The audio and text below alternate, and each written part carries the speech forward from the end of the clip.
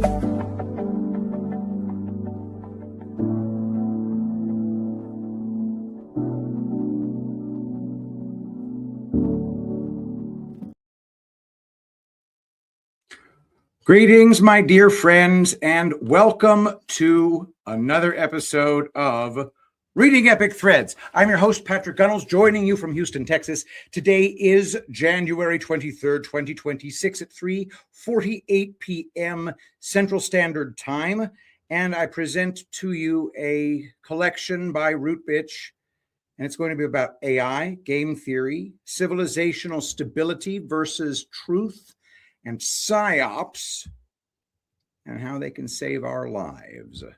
Without further ado, let us begin with Rootbitch, Game Theory. Game Theory Chapter 1, Sayonara, Alara. Q drop number 4024. Sometimes you can't tell the public the truth, you must show them. A deeply entrenched enemy who controls the vast majority of communications is only defeated by game theory. Q. Not buy you gentlemen beer. Oh, we're not here for beer, my friend. Oh. Anyone else feel she should be moving in slow motion?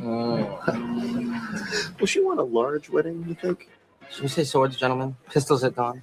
Have you remembered nothing? Recall the lessons of Adam Smith, the father of modern economics. In competition, individual ambition serves the common good. Exactly. Every man for himself, gentlemen. And those who strike out are stuck with their friends. I'm not going to strike out. You can lead a blonde to water, but you can't make her drink. I don't think you said All that. right, nobody move. She's looking over here. Right, she's looking at Nash. Oh, God. All right, he may have the upper hand now, but wait until he opens his mouth. Remember me last time? Oh, yes, that was in the history books.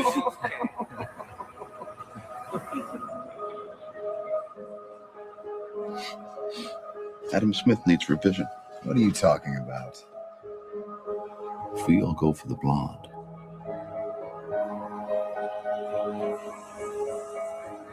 we block each other. Not a single one of us is going to get her. So then we go for her friends. But they will all give us the cold shoulder because nobody likes to be second choice. But what if no one goes for the blonde? We don't get in each other's way, and we don't insult the other girls. That's the only way we win. That's the only way we all get laid.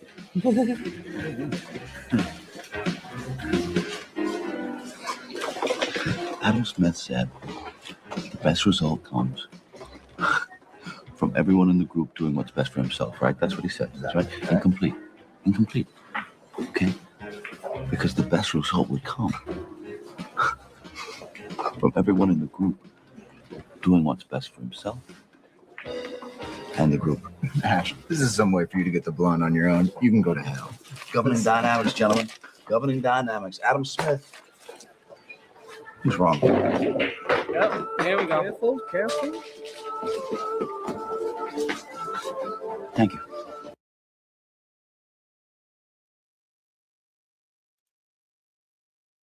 Nash equilibrium. Definition and examples of Nash equilibrium.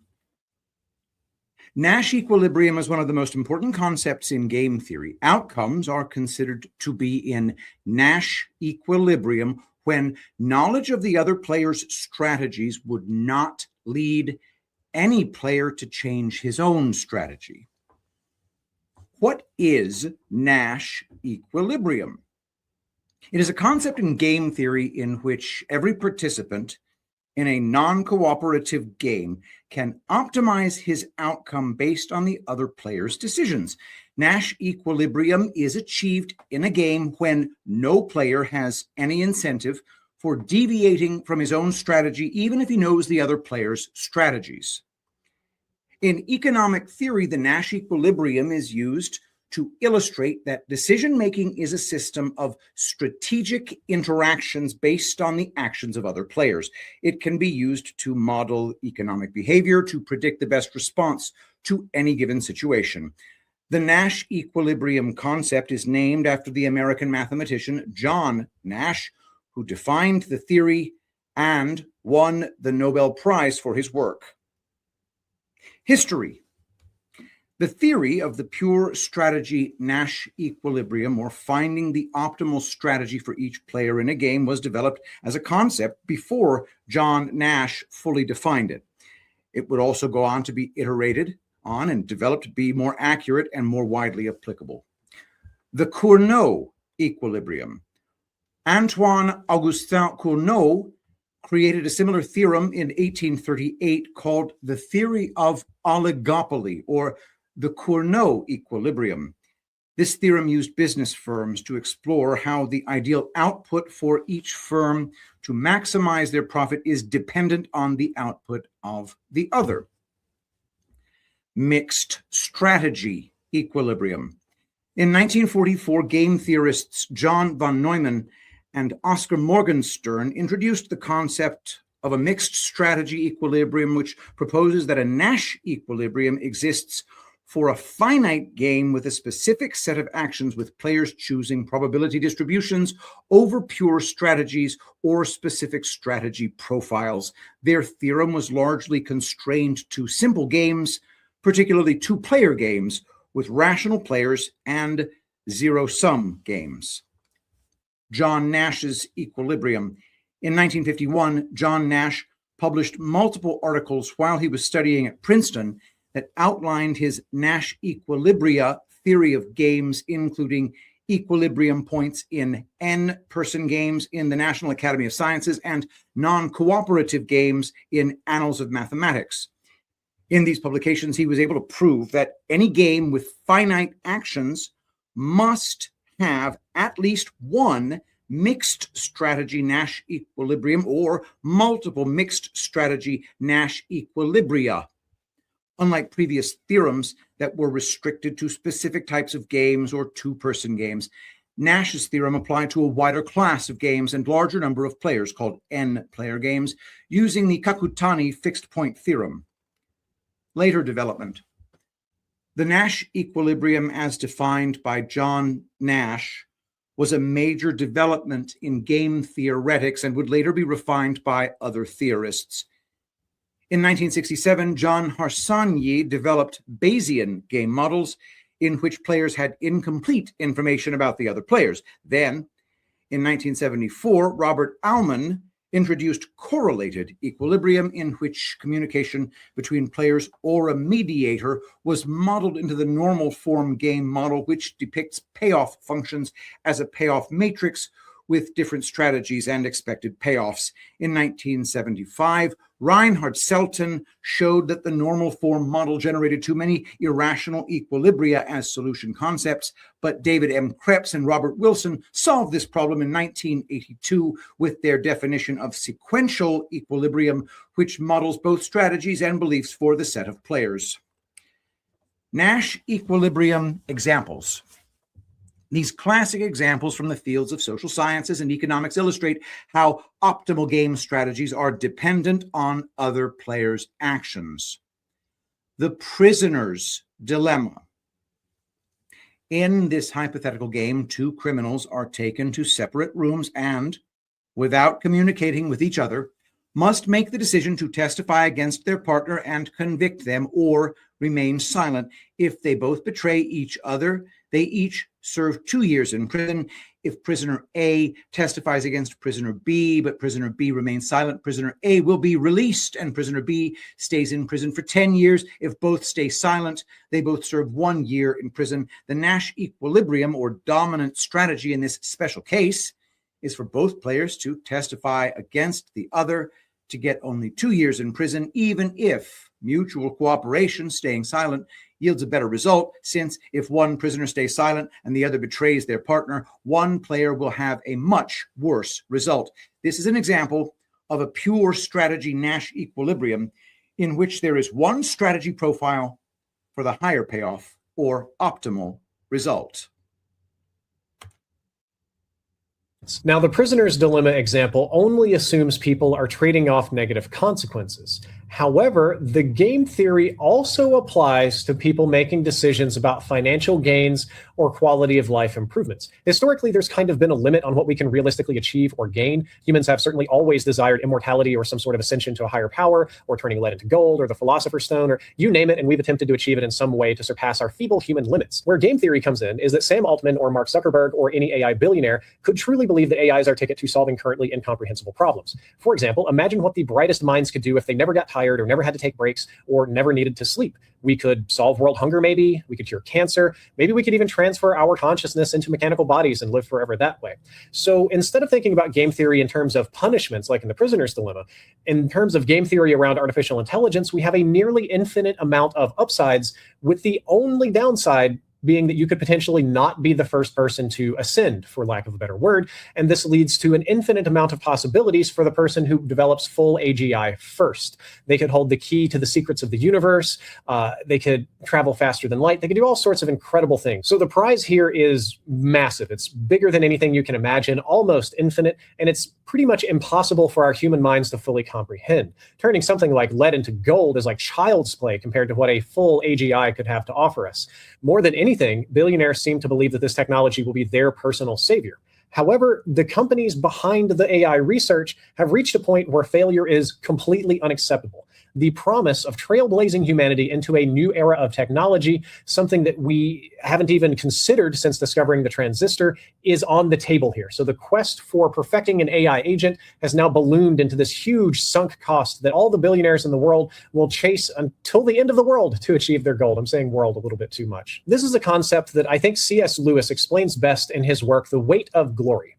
C.S. Lewis says, "It would seem that our Lord finds our desires not too strong but too weak. We are half-hearted creatures, fooling about with drink and sex and ambition when infinite joy is offered us, like an ignorant child who wants to go on making mud pies in a slum because he cannot imagine what is meant by the offer of a holiday at the sea. We are far too easily pleased." This is a quote from C.S. Lewis, The Weight of Glory, and other addresses. This is basically saying that humans spend way too much time avoiding punishments like hell, or thinking about hell and the consequences of hell and what's hell like, but we rarely consider the cost of missing out on the bounties of heaven. We almost never consider how much infinite bliss is worth and how much you might be willing to sacrifice in order to achieve that infinite reward, thus being the weight of glory.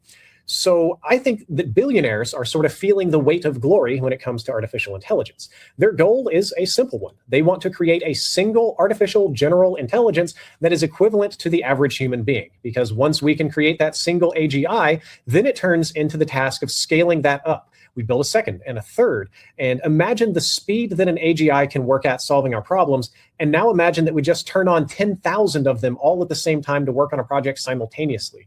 This is even more efficient than hiring 10,000 real human researchers, because the AIs will never need to sleep, eat, drink, rest, take breaks, or do any of those other sort of things. They can crank 24/7 around the clock, and there's a chance that we could even overclock them and make them work much faster than a normal human being.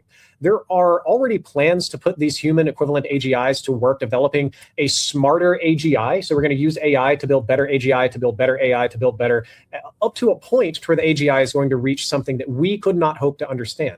There is the possibility for godlike superintelligence becoming reality, not that different from AM in I have no mouth and I must scream.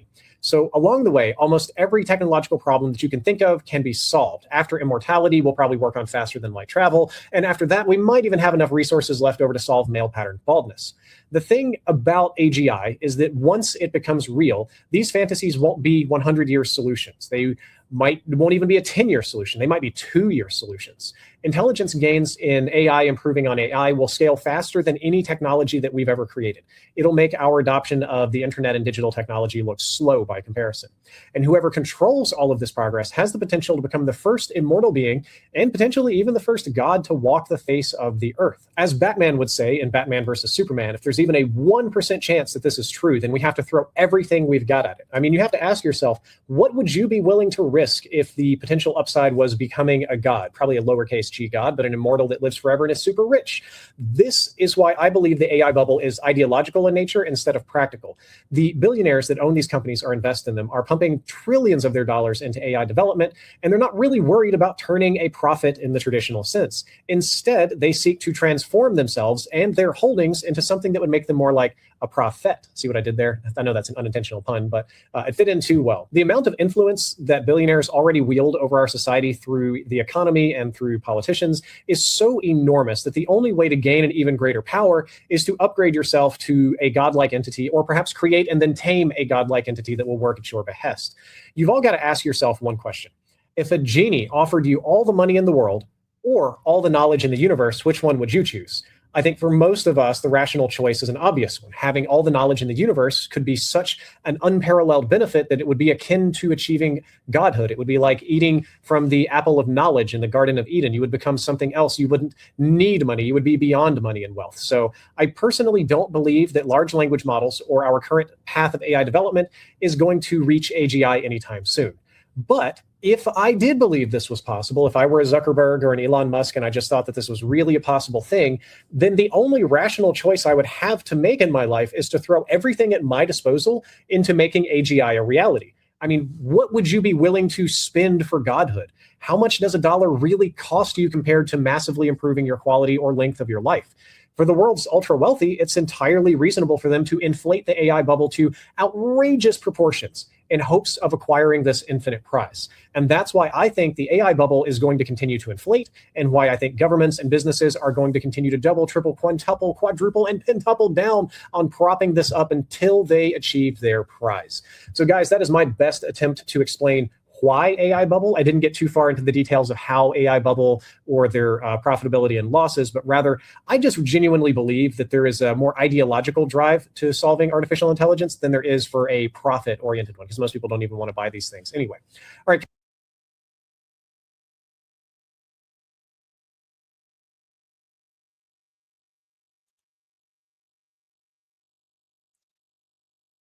Even the staunchest advocates for AI have to see the problems.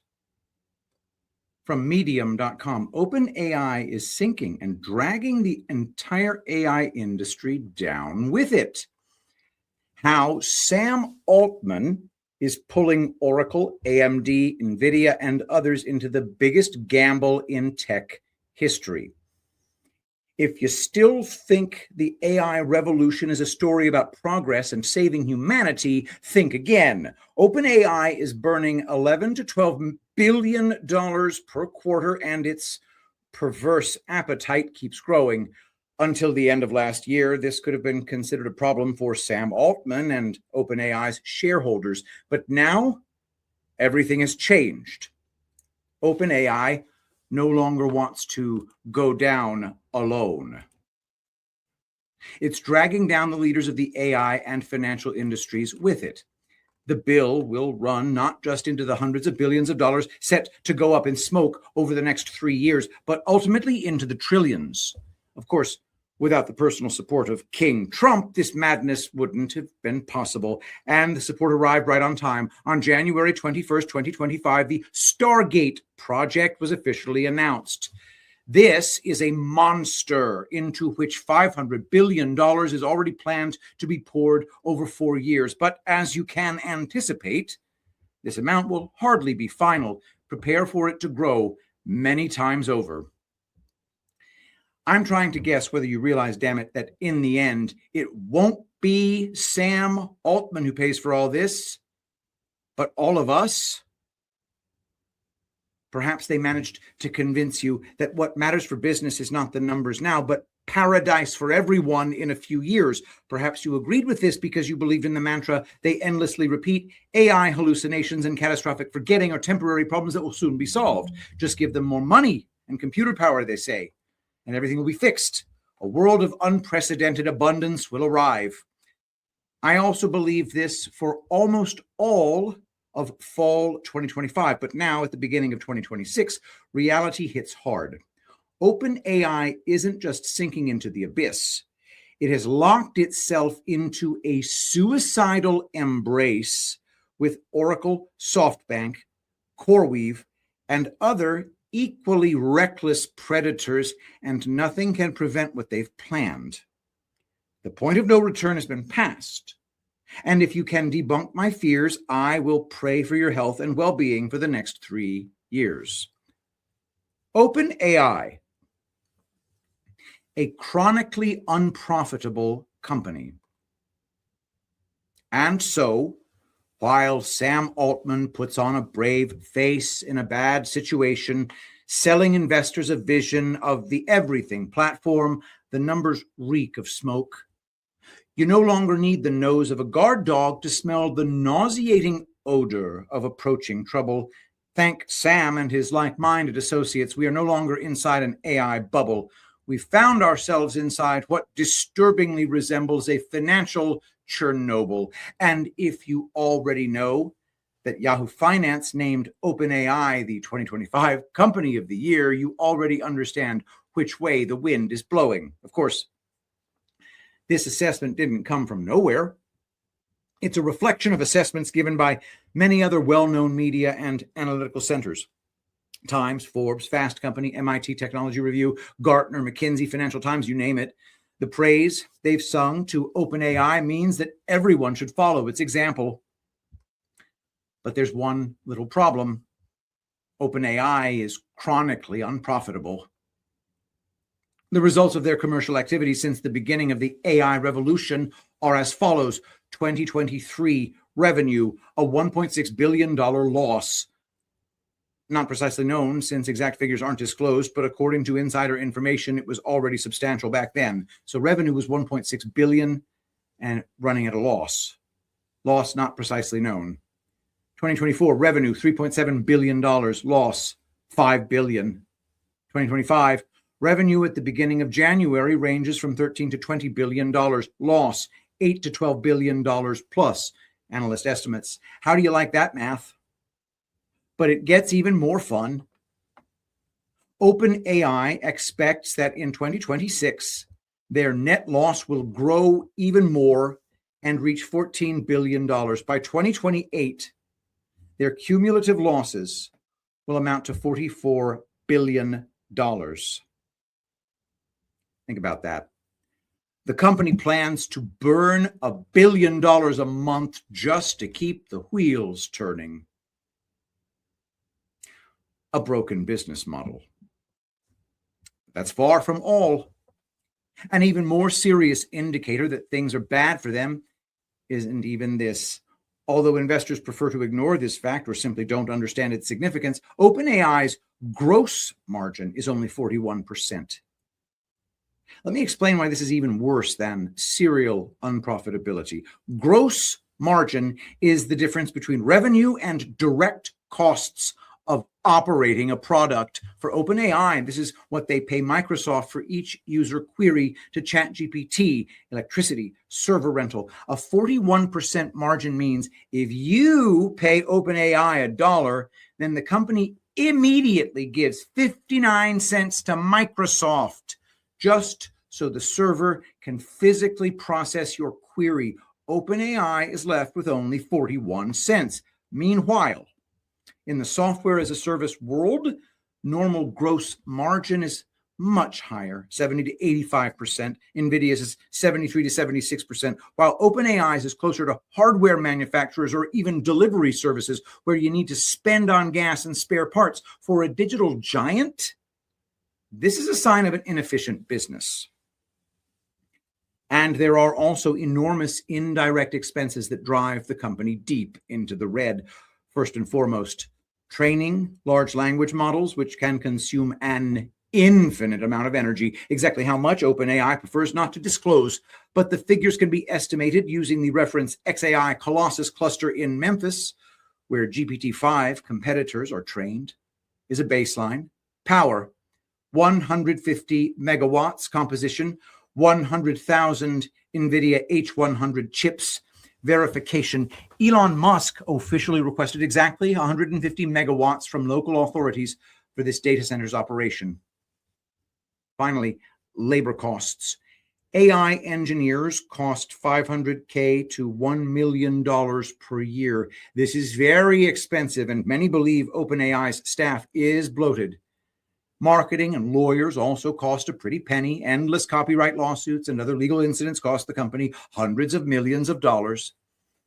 But the most unpleasant thing about their business model is the business model itself. The problem is that it scales poorly. Even if OpenAI attracts 1 billion new users, this won't turn their losses into profits. In ordinary software business, the more users, the higher the profit.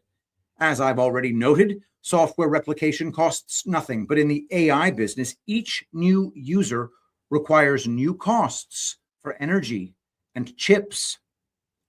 It turns out that with a margin of only 41%, OpenAI simply doesn't have money left to cover its enormous expenses. They spend the change, those same 41 cents, on developing new models, but this change isn't enough.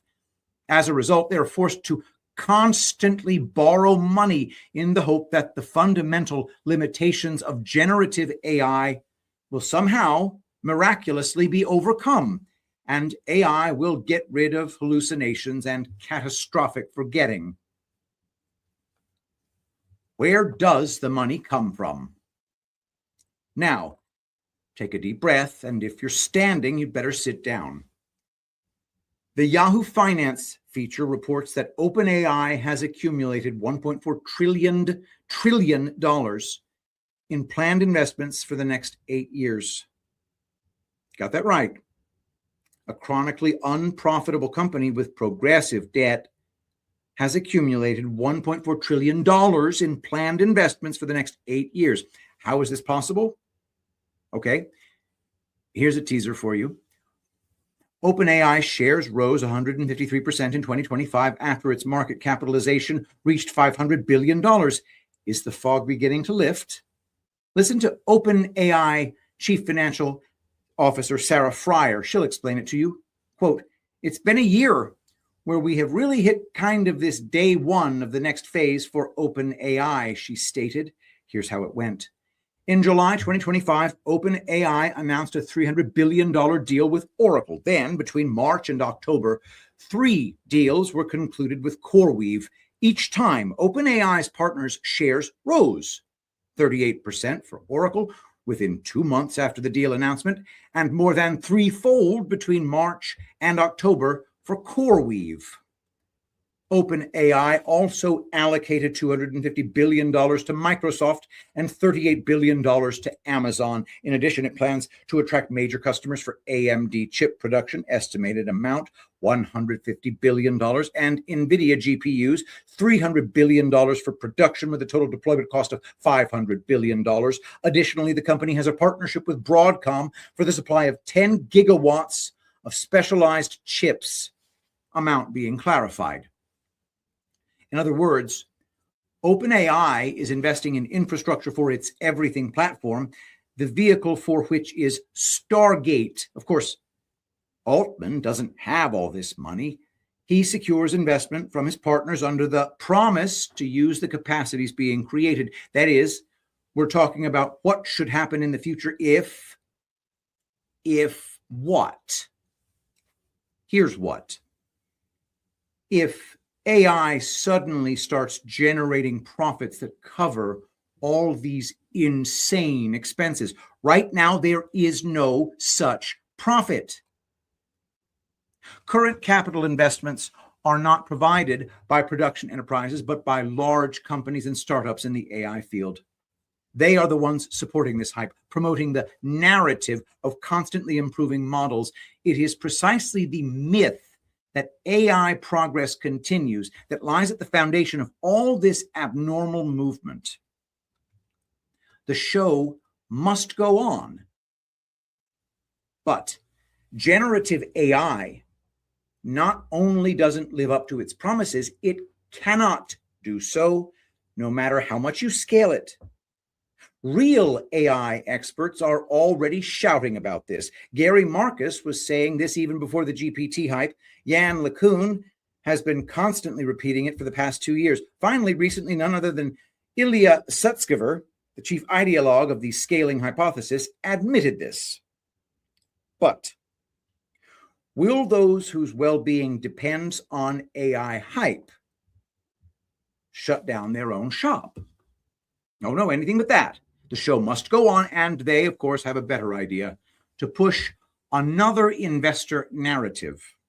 Sam Altman has been selling it since 2023, from the very time when it all began. Apparently, even then, AI's master salesman felt that you can't go far on pure AI alone. That's how the idea of the everything platform was born.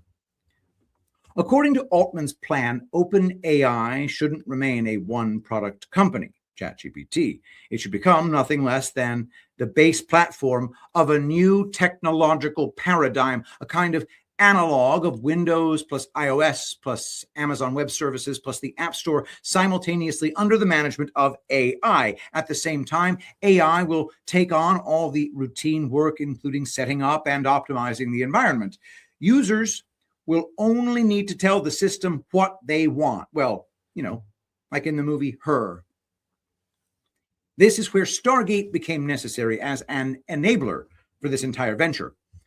It's conceived as a next-generation computing cluster for training and inference of LLMs. The problem is that Stargate may turn out to be a $1 trillion dud. The technology around which this entire venture revolves has an incurable fundamental flaw. Hallucinations and catastrophic forgetting are simply uneliminable. Unfortunately, investors don't care about the technology itself. They don't listen to Marcus, LeCun, or even Sutskever. Their eyes flash with hundreds of billions of dollars circulating between OpenAI, NVIDIA, CoreWeave, Oracle, Microsoft, and other participants in the carousel, and they believe they've invested in the right place. Those who are smarter, of course, understand what's happening.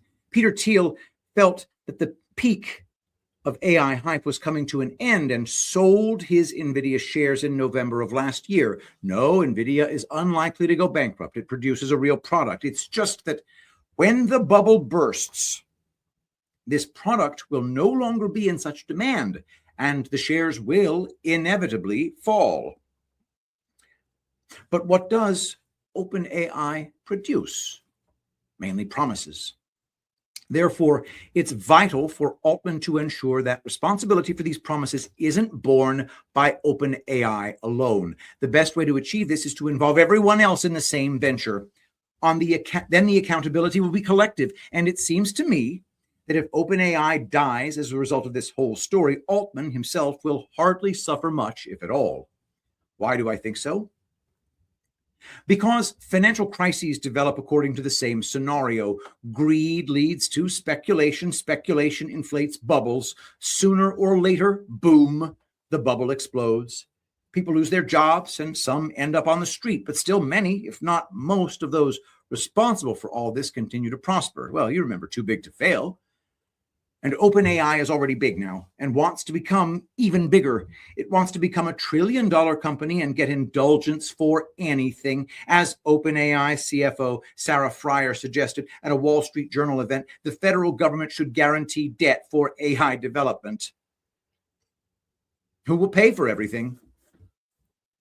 Although OpenAI has officially disavowed that statement, the residue, as they say, remains, and investors have sensed it. Toward the end of the year, the company's partner shares began to fall. Oracle fell 23% in a month, AMD 15%, CoreWeave 45%. Shares of Microsoft, its largest shareholder, fell 5%. As Rishi Jaluria, managing director of RBC Capital Markets, concluded at the end of last year, quote, Oracle's stock price is now below where it was when it announced the OpenAI deal. This tells you that not only does nobody believe they'll ever get paid by OpenAI, but they hurt their credibility by making it seem like they will get paid by OpenAI, end quote. In other words, yes, the numbers reek of smoke. The specter of the AI bubble is becoming increasingly materialized. If nothing is done, the result of its bursting will be a crisis compared to which 2008 and COVID-19 will seem like just a failed party. Are you ready for such a development of events? Well, at least you've been warned.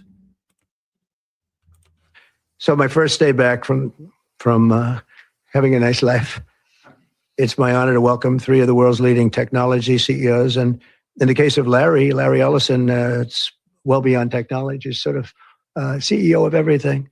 He's an amazing man, an amazing business person. But to announce the largest AI infrastructure project by far in history, and it's all taking place right here in America.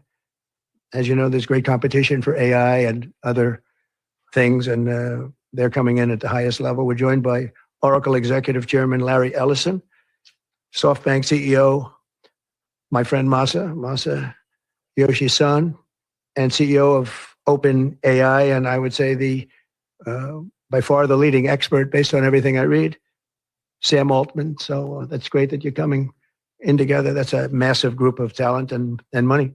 Together, these world-leading technology giants are announcing the formation of Stargate. So put that name down in your books, because I think you're going to hear a lot about it in the future. A new American company that will invest $500 billion at least in AI infrastructure in the United States, and very, very quickly, moving very rapidly, creating over 100,000 American jobs almost immediately. This monumental undertaking is a resounding declaration of confidence in America's potential under a new president. Let me be a new president. I didn't say it, they did. So I appreciate that, fellas. But it'll ensure the future of technology. What we want to do is we want to keep it in this country. China is a competitor and others are competitors. We want it to be in this country, and we're making it available. I'm going to help a lot through emergency declarations, because we have an emergency. We have to get this stuff built. So they have to produce a lot of electricity, and we'll make it possible for them to get that production done very easily at their own plants if they want, where they'll build at the plant, the AI plant, they'll build energy generation, and that will be incredible.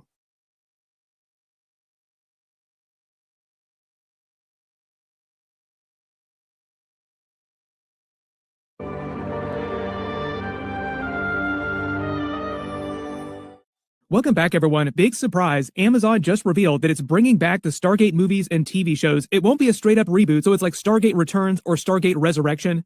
They're bringing back most of the key creative behind the original Stargate TV series from back in the day, SG-1, Atlantis, Universe, the movies that they did. Based on what they're saying, it sounds like the vibe is going to be a lot like the classic series, so we'll break it all down. This is the actual announcement trailer that Amazon just released, with the classic creatives coming back to announce the new series. This is so exciting. This has been a very hard secret to keep for the last 18 months, but we can announce today that a brand new Stargate series is coming to Prime Video. What? Brad, this shouldn't be new.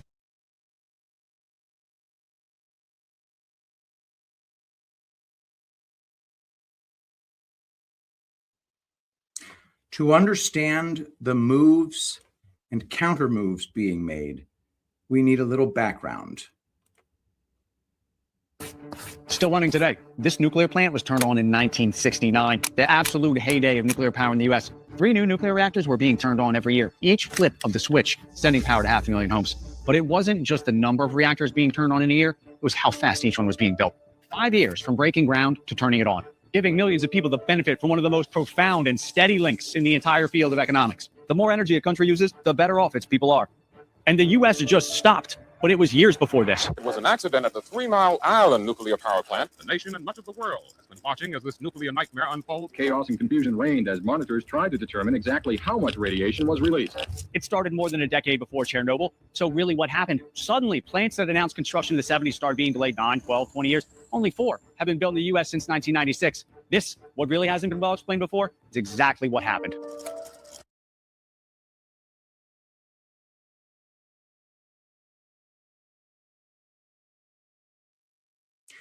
I recommend that you watch the entire video.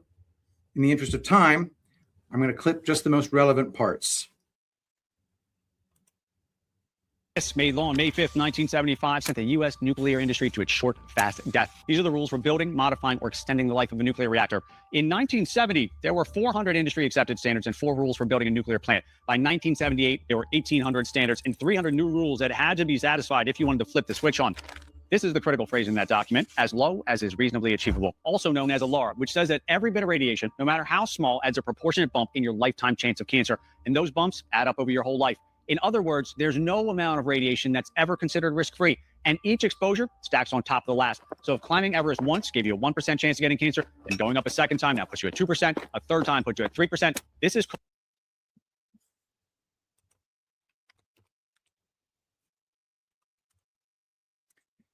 The Department of Energy takes on Alara. This is from c3newsmag.com.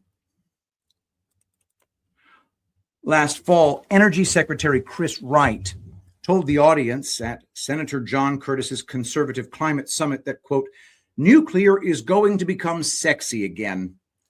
For policy wonks and proponents of modernizing outdated nuclear regulation, there may be nothing sexier than reforming Alara, the linear no threshold LNT model, and the Alara principle, as low as reasonably achievable, are 2 elements that have guided U.S. radiation standards for decades. While well-intentioned, outdated radiation standards have imposed unnecessary costs, slowed innovation, and reinforced public fear for years, while providing little to no benefit to the environment or public health.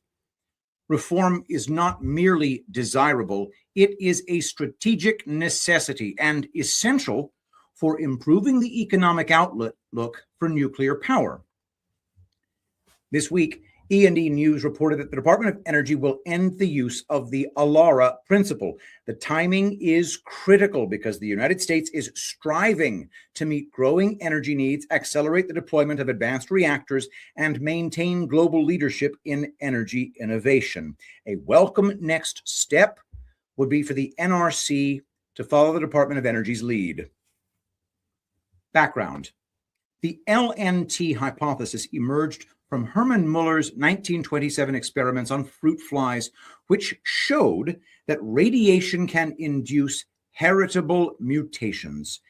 Interpreted amid Cold War fears of fallout and atomic weapons, this research shaped the belief that any dose of ionizing radiation increases cancer risk in a linear fashion. In 1956, the National Academy of Sciences Baer Report institutionalized LNT as the foundation for radiation protection. The Alara principle, introduced by the NRC in 1975, was initially meant to apply LNT pragmatically by requiring exposures to be kept as low as reasonably achievable, while factoring in cost and feasibility.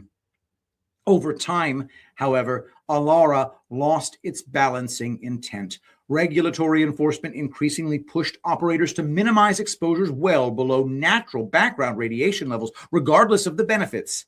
For example, multi-million-dollar plant modifications have been mandated to achieve dose reductions lower than those from a cross-country flight or from consuming a banana.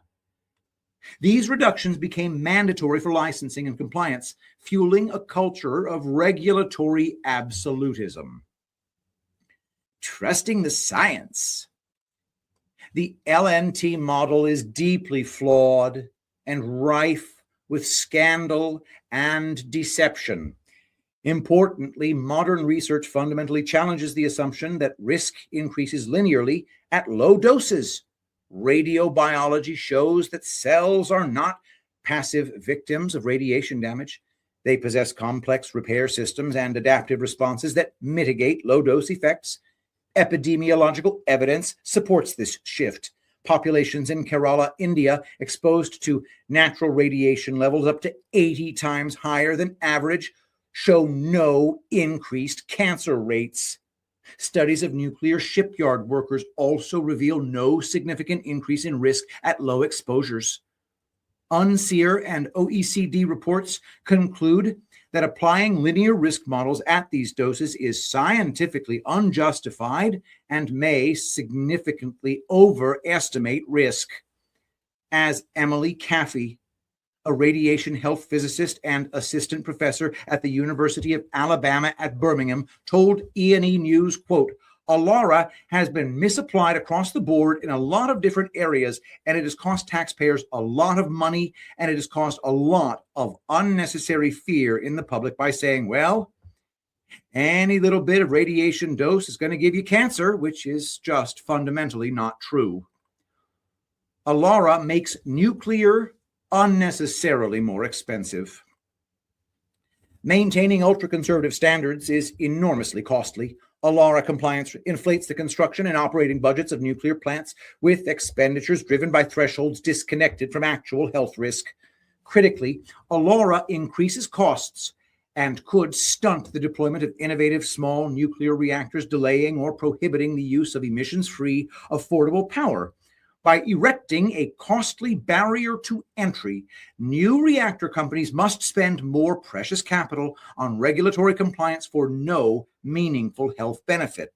For example, Jack Devaney, the founder of advanced nuclear company Thorcon, points out that ALARA standards for tritium, an isotope that emits low levels of radioactivity and would have to be ingested at a high rate to pose a health hazard, raise operational costs for molten salt reactors, MSRs.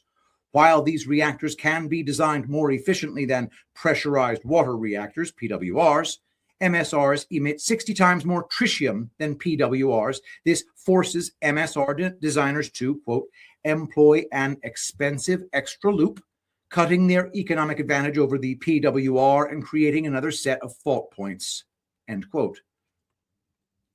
Sayonara, ALARA. By moving from outdated fear-based models to proportionate risk-informed regulation, the U.S. can lead the next era of safe, reliable, clean, and globally competitive nuclear energy. DOE's removal of ALARA is a welcome first step, but the NRC and Congress must follow suit to align radiation regulation with prevailing science. Doing so will protect public health without imposing undue economic burdens on nuclear energy, ratepayers, and taxpayers. Well, perhaps smaller is the key, because when a nuclear submarine smashes up through Arctic ice, the nuclear reactor that powers it is fine. In service for over 70 years, there has never been a problem, let alone a meltdown on a nuclear-powered submarine or aircraft carrier. And we're not just talking a handful of these things. More than 200, traveling millions of miles around the globe, all fitted with a nuclear reactor that produces about 8% of the power the newest reactor in the U.S. we looked at earlier does. Going up and down in the ocean, fast, slow, vertical, horizontal, these are a critical part of the nuclear defense system. They have to work. This, basically a nuclear submarine engine, is what they're talking about if you've heard the term small modular reactor, or SMR, putting a submarine reactor on land and doing it exactly the way the Navy does it, which is where the modular comes from, in modular reactor. Build the whole thing, all the pieces in a factory, and then ship them to where they need to be installed. As opposed to today, where a nuclear reactor is bespoke and almost entirely built on site. This cookie cutter approach, every reactor is the same, keeps costs down. If something breaks on one, you know right where to look on all the others. This is what GE says the one they're building in Ontario, Canada will look like. At about 5%, the physical size of a normal nuclear plant, power-hungry data centers feeding AI are clamoring for these and would love to have their own SMR. That's one of the reasons nuclear has become a hot topic again. We might be near it. The CEO of GE says there's now, due to a big shakeup at the Nuclear Regulatory Commission, a very real chance these become a meaningful addition to the grid starting in 2030. Maybe, just maybe, the small size is what shakes the U.S. out of its nuclear days. Because this, a giant, ominous nuclear plant that everyone has learned to associate with the green goop from The Simpsons, might just be too big of a mental hurdle for us to get past. We'll see. My instincts say the U.S. is turning the corner on nuclear, but you never know until it's done. Fear is an extremely powerful motivator. Seabrook's opponents, who profess concern over the environment, continue their crusade against a clean, safe power plant that will reduce our air pollution problems and increase our supply of domestically produced energy. This plant has already been through some 17 years of intense scrutiny. It has passed every test, every hurdle, every obstacle thrown in its path. And these obstacles have been costly.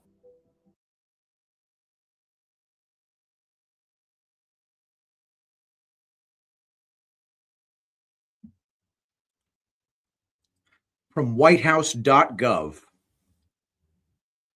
Zero-based regulatory budgeting to unleash American energy. In our country, laws are supposed to provide the certainty and order necessary to foster liberty and innovation. Instead, our vast regulatory structure often serves to constrict ordered liberty, not promote it. The United States Code itself is more than 60,000 pages, but unelected agency officials write most of the complex, legally binding rules on top of that, often stretching these statutory provisions beyond what the Congress enacted. In particular, the previous administration added more pages to the Federal Register than any other in history, with the result that the Code of Federal Regulations now approaches a staggering 200,000 pages. These regulations linger in such volume that serious reexamination seldom occurs. This regime of governance by regulator has imposed particularly severe costs on energy production, where innovation is critical. The net result is an energy landscape perpetually trapped in the 1970s. By rescinding outdated regulations that serve as a drag on progress, we can stimulate innovation and deliver prosperity to everyday Americans. This order directs certain agencies to incorporate a sunset provision into their regulations governing energy production to the extent permitted by law, thus compelling those agencies to re-examine their regulations periodically to ensure that those rules serve the public good. From federalregister.gov, the Sunset Rule. Summary. The U.S. Nuclear Regulatory Commission is amending its regulations to insert a conditional sunset date into certain regulations in response to EO 14270, zero-based regulatory budgeting to unleash American energy. Dates. The final rule is effective January 8th, 2026, unless significant adverse comments are received by January 2nd, 2026. If the direct final rule is withdrawn as a result of such comments, timely notice of the withdrawal will be published in the Federal Register. The NRC uses the direct final rule procedure for rulemaking when the NRC anticipates the rule is unlikely to attract significant adverse comment. Because the rule is non-controversial, as explained further, this rulemaking would add a sunsetting clause to certain regulations, many of which are outdated, seldomly used, or duplicative with other regulations. Remember that we covered Sam Altman's Oklo nuclear energy company last May. You might want to rewatch in your free time, rumble.com, the Rootbitch, the energy sector of the future. And now from thedefensenews.com, Merz calls Germany's nuclear exit a costly mistake as energy debate reignites. Berlin. Germany's decision to shut down all of its nuclear power plants was a huge mistake that has proved extremely costly for the German economy, according to Friedrich Merz, reopening one of the most divisive debates in modern German politics. Merz said that experts, industry leaders, and international partners warned Berlin more than a decade ago that abandoning nuclear energy would weaken energy security and raise costs. Everybody told them 10 years ago, he said, arguing that Germany refused to listen and is now paying the price. when and how Germany shut down nuclear power. Germany's nuclear phase-out began in March 2011, immediately after the Fukushima nuclear disaster in Japan. In a dramatic policy reversal, then Chancellor Angela Merkel announced that Germany would accelerate its nuclear exit, despite having previously extended reactor lifetimes. 8 reactors were shut down immediately in 2011, while the remaining plants were placed on a fixed closure timetable. The final 3 reactors, ISAR 2, Emsland, and Neckarwestheim 2, were permanently switched off on 15 April 2023, bringing an end to more than 60 years of nuclear electricity generation in Germany.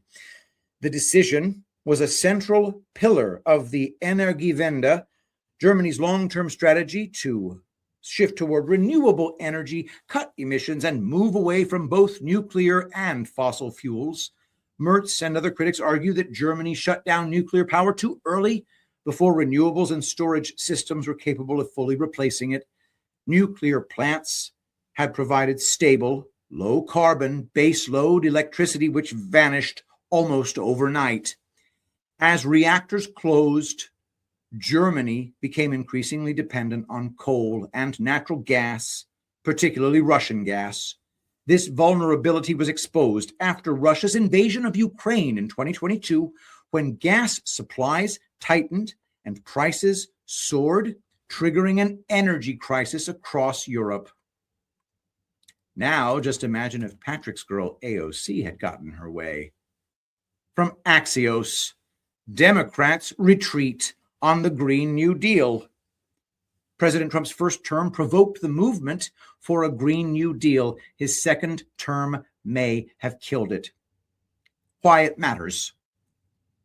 Democrats aren't explicitly disavowing the Green New Deal, but they've abruptly stopped talking about it as they scramble to find new ways to talk about climate change.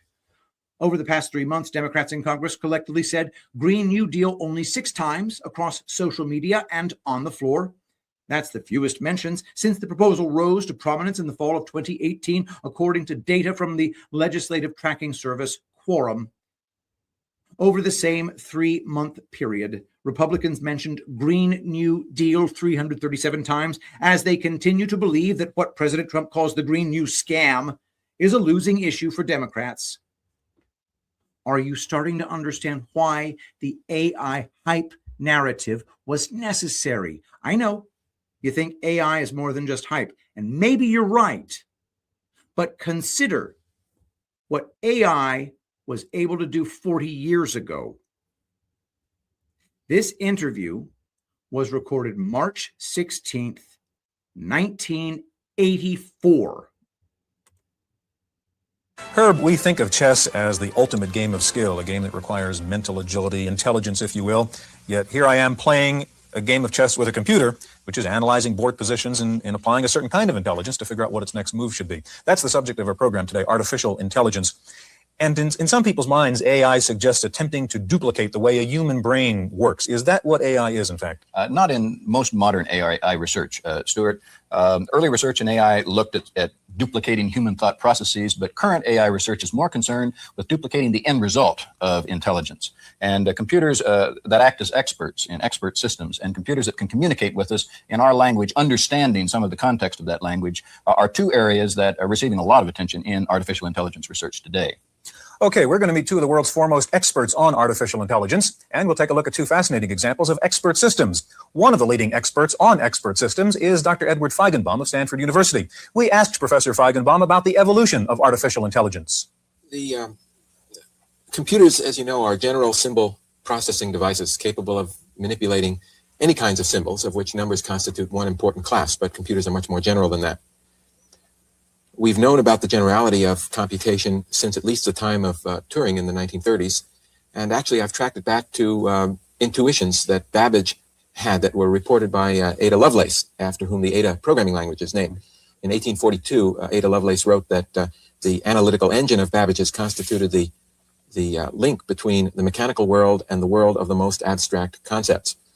That currently in the modern terminology is called the physical symbol system hypothesis and is the basis for artificial intelligence work. In artificial intelligence as a science, we talk about the use of computers to process symbolic knowledge using logical inference methods, symbolic inference methods. In other words, we're talking about inference and not calculation in the traditional sense. We're talking about knowledge and not numbers in the traditional sense. A current application of inferential knowledge engineering is in the field of expert systems, programs like this Oil Exploration Advisor. Developed to assist drilling rigs in remote areas, the program behaves much like a qualified specialist. It asks questions of its user and then gives advice on how to avoid or correct accidents so common in drilling operations. If at some point in the line of questioning the user becomes confused by the query, he can ask the program to explain itself, simply by entering why. The advisor responds with a specific source behind the question and explains its reasoning up to that point. The symbolic processing behind the human-like talents of this program have found applications in a broad range of fields, from medicine to robotics.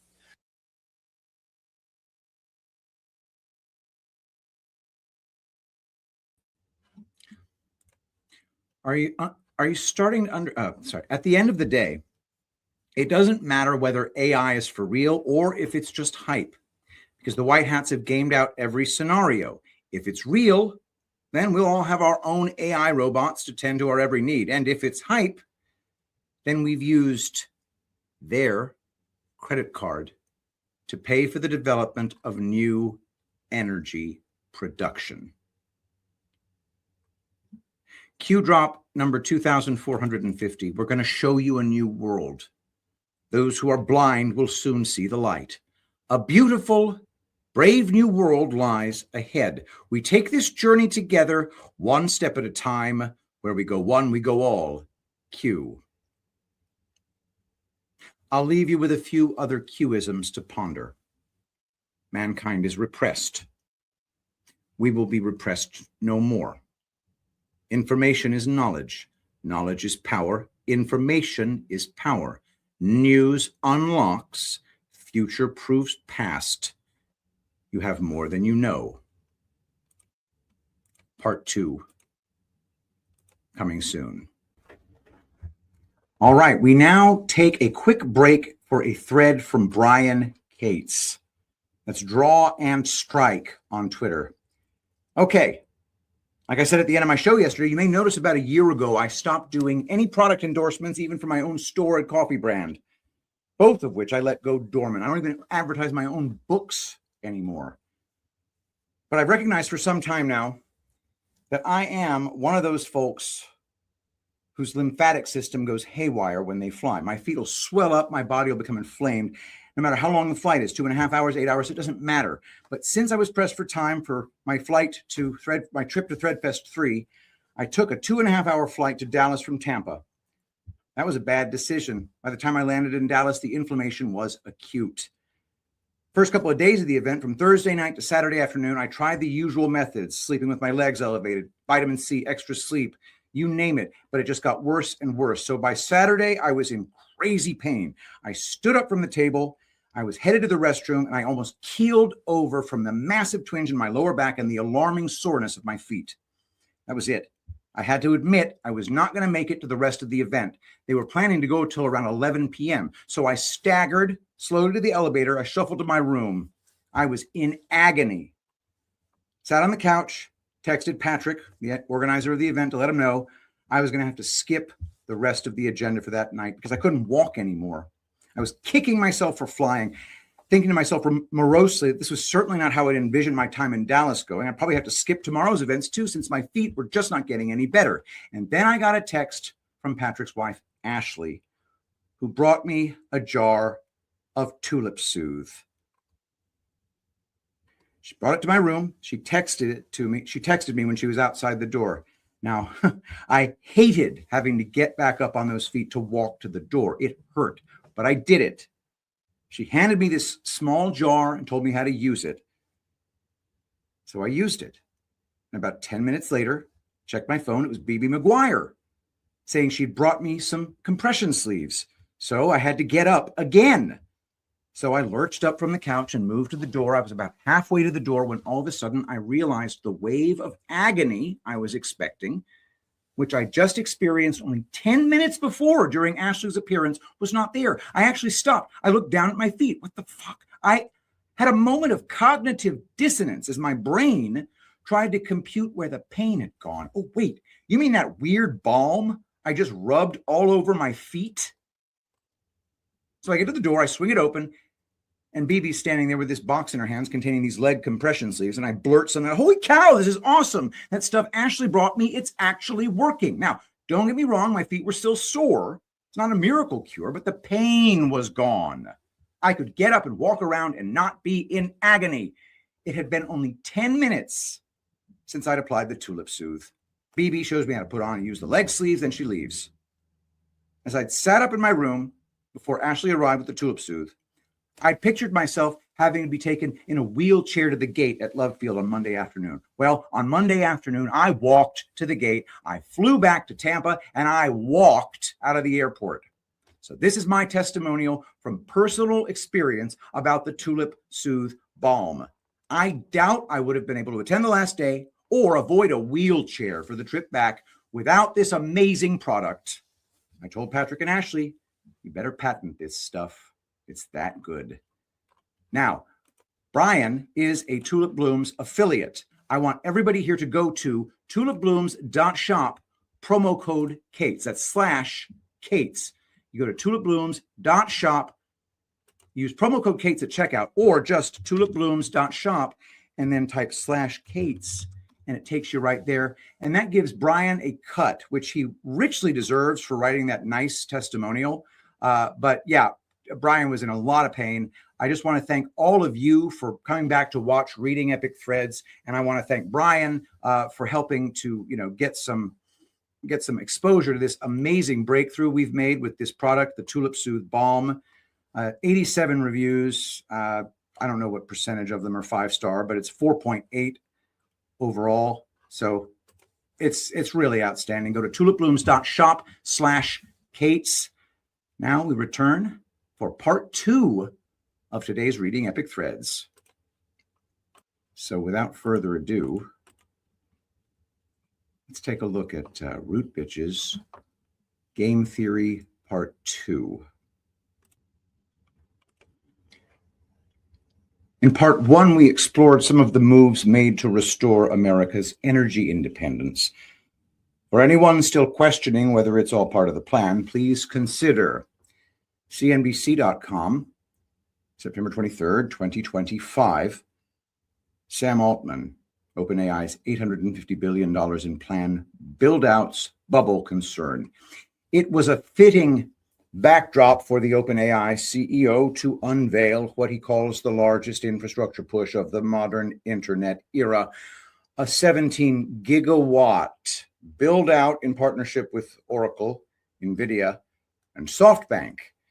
In less than 48 hours, OpenAI has announced commitments equal to 17 nuclear plants, or about 9 Hoover dams. But I ended part 1 by referencing some Q-isms, including news unlocks, future proves past, and you have more than you know.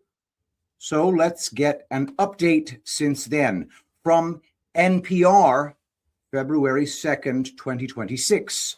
The Trump administration exempts new nuclear reactors from environmental review. The Trump administration has created an exclusion for new experimental reactors being built at sites around the U.S. from a major environmental law.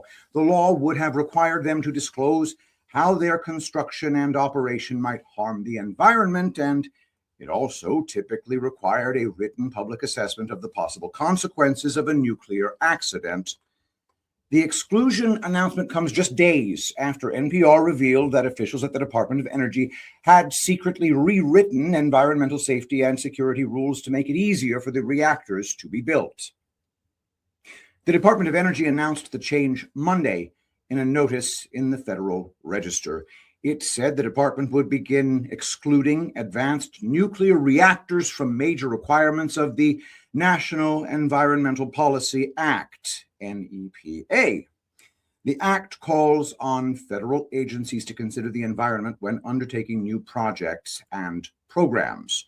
The law also requires extensive reporting on how proposed programs might impact local ecosystems. That documentation, known as an environmental impact statement, and a second lesser type of analysis known as an environmental assessment, provide an opportunity for the public to review and comment on potential projects in their community. In its notice, the Energy Department cited the inherent safety of the advanced reactor designs as the reason they could be excluded from environmental reviews. Quote, advanced reactor projects in this category typically employ inherent safety features and passive safety systems, end quote. The exemption had been expected, according to Adam Stein, the director of nuclear energy innovation at the Breakthrough Institute. That name's a little on the nose. An environmental think tank that studies nuclear power and the tech sector. In a statement, the Department of Energy said that its reactors would still undergo environmental reviews. Quote, the U.S. Department of Energy is establishing the potential option to obtain a streamlined approach for advanced nuclear reactors as part of the environmental review performed under NEPA. The analysis on each reactor being considered will be informed by previously completed environmental reviews for similar advanced nuclear technologies. End quote. Stein says he thinks the exclusion is appropriate for some reactors in the program and agrees that previous reactors built by the Energy Department have not been found to have significant environmental impacts. The Energy Department's reactor pilot program is seeking to begin operations of at least 3 advanced test reactors by July 4th of this year, 2026. The program was initiated in response to the executive order signed by President Trump, which was designed to help jumpstart the nuclear industry. The reactors are being built by around 10 nuclear startups, which are being financed with billions in private capital, much of it from Silicon Valley. The goal, supporters say, is to develop new sources of electricity for power-hungry AI data centers.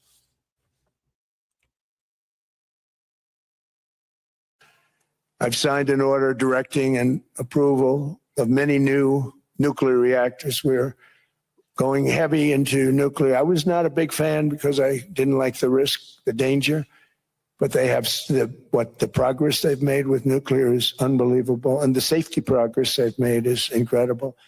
We're very much into the world of nuclear energy, and we can have it now at good prices and very, very safe. And we're leading the world in AI by a lot. We're leading China by a lot. I think President Xi respects what we've done, in part because I've allowed these big companies building these massive buildings to build their own electric capacity. They're building their own power plants, which when added up is more than any country anywhere in the world is doing. I read recently an article in the Wall Street Journal that China's creating so much energy, and they are. I got to hand it to them. But we're creating as much or more, and we're letting them do that. I'm very proud of it. It was my idea. I said, you can't create this much energy. We needed more than double the energy currently in the country just to take care of the AI plants. And I said, we can't do that. We have an old grid system. And I came up with the idea, you people are brilliant. You have a lot of money. Let's see what you can do. You can build your own electric generating plants. And they looked at me. They didn't believe me. All of the names that are, I think, in the room right now, if you want to know the truth, they didn't believe it. And I said, no, you can't. They came back 2 weeks and they didn't have the plant. They said, we thought you were kidding. I said, no, not only am I not kidding, you're going to have your approvals within 2 weeks. I always say nuclear will take 3 weeks. Now, if we think back to AI Part 1 from June 2024, you may recall that I compared the AI hype to the space race. We're finally coming full circle from manufacturingdigital.com, manufacturing on the moon, inside SpaceX and XAI's plans. Elon Musk's companies SpaceX and XAI are merging to manufacture satellites on the moon and put solar data centers in orbit. Elon Musk's SpaceX is acquiring his startup XAI in a deal which values the combined entity at approximately $1.25 trillion. The aim of the acquisition is to manufacture AI satellites that operate as solar-powered orbital data centers in space. The plan aims to address the substantial power and water consumption required for large-scale computing operations. By relocating these resource-intensive processes to space, the initiative seeks to tap into solar energy at a scale far beyond what terrestrial facilities can achieve. Beyond orbital data centers, Musk says the company has set its sights on establishing scientific and manufacturing operations on the moon. Remember, the best lies are 90% truth. Less than that is too obvious. But now I want to move on from energy to finance. What follows is a compressed transcription of this lecture by Professor Jiang Shu-Qin from YouTube. Transcribed. The first thing you need to understand is that for most of its history, Europe was a very poor place, and in order for it to obtain wealth, it had to trade with the world. Specifically, it wanted spices from what they call the East Indies. And if you wanted to trade with East Asia, you had to go through the Muslims. But the Muslims decided that they would block trade or charge a lot of levies. Remember, at this time in history, spices are the most valuable commodity. They're actually worth more than gold. In fact, if you're able to bring one ship of these spices back to Europe, well, you had intergenerational wealth. You could become one of the wealthiest people in Europe. So now, the Spanish and the Portuguese look for new routes, but Africa is not really hospitable. There are a lot of viruses, diseases in Africa, so they started to explore all around the world, and they went to North America and South America. There they discovered the Aztecs, the Incas, etc., who had a lot of wealth because these were empires that they could easily conquer. And so they set up these colonies all around South America, and a lot of silver was now being transported back to Spain, which became extremely wealthy. And so the Spanish, they had all this wealth, and they decided that they didn't really want to work anymore. Well, what happened was that they started to subcontract their labor to other places, which led to the rise of England, France, and the Dutch Republic, mainly to provide textiles, luxury goods to Spain. So Spanish, because they were so wealthy, didn't want to work, but they wanted to buy nice clothes. So they got other nations to be the factories, including Britain, the Dutch Republic, and France. And they hired the Dutch to go to the East Indies and bring back the spices, because it's a very dangerous job. With all this silver being transported from the New World back to Spain, what the English realized was that they could engage in piracy and steal the silver for themselves. So now the English became very wealthy because of piracy. And the most famous pirate of this time, of course, was Sir Francis Drake, who worked directly under the monarch Elizabeth I. So this was state-sponsored piracy that made Britain very wealthy. And even though Spain became very wealthy very fast, they also went bankrupt very fast because they were fighting too many wars. They were spending more money than they had, and they were too corrupt. In fact, the Dutch became the wealthiest nation in the world per capita with a burgeoning middle class, but the Spanish and the Dutch came into conflict over taxes. Remember, the Dutch were a colony of the Spanish. And so the Spaniards wanted the Dutch to pay more taxes, and the Dutch wanted to be more independent. So this started a series of wars throughout Europe called the 30 Years' War. Ostensibly, it was a religious conflict between the Protestants and the Catholics. But the main thing you need to know is that millions and millions of people died. In fact, it was the deadliest war in Europe up until World War I, which created anxiety in Europe, because if there's all this war and you're enjoying all this wealth, how do you keep your wealth secure? You're a merchant. You become very wealthy through trade by going to the East Indies, getting spices, coming back to Europe and selling them. But if the Spanish or the French are going to send an army and steal everything, how do you keep your gold safe? In the 1688 Glorious Revolution, the British nobility invited William of Orange, who was a leader of the Dutch Republic, to become the monarch of Britain. Why would they do that? Why would they betray their own king?